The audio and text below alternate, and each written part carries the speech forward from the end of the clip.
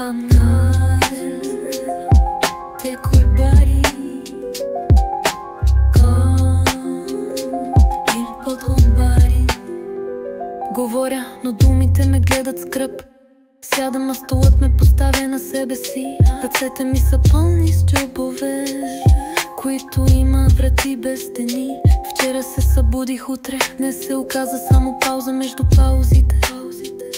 Часовникът се смее, защото забрави колко е часа, а аз броя до безкрайност и стигам до 2:30. Шапката ми носи глава, главата ми носи облак, облакът носи градушкът от въпроси, които се топят, щом ги чуеш. Сънувам, че не сънувам и докато не сънувам се будя в съня. Ако ме питаш къде съм, тук, там или изобщо никъде. Вратата няма ключалка, ключът няма врата, а къщата е построена върху покрив, който никога не е бил бъл. Дървото ме пита защо имам крака, а аз питам вятъра защо няма очи. Рибите в небето ми обясняват, че водата е само въздух в друг костюм.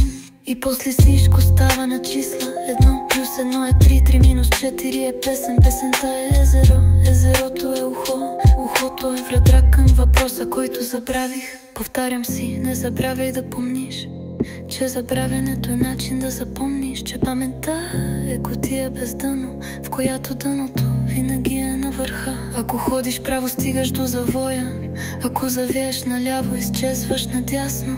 Сянката ми върви пред мен, после спира, обръща се и започва да ме следва.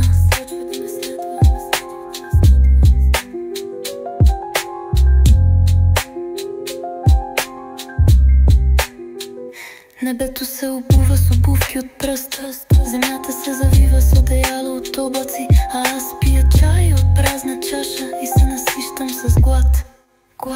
Времето е сладолед, който се топи назад, а бъдещето шерешна бележка, която никога не съм писал. Настоящето е шепот, който крещи толкова силно, че не мога да го чуя. Колко минути трае безкрайността? 6 или 0? Или колкото поискаш. Защото минутите са измислица на секундите, а секундите са сънища на часовниците. И пак питам, ако аз съм аз, кой ме измисли? Ако ти си ти, защо звучиш към мен? Колко този текст има край, защо началото още не е започнало?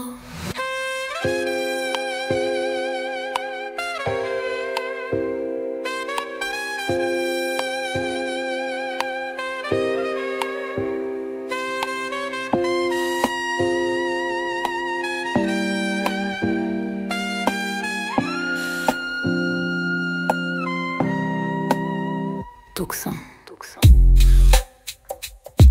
Там съм. Не, никъде. Или може би точно в този объркан ред, който продължава, дори когато свърши.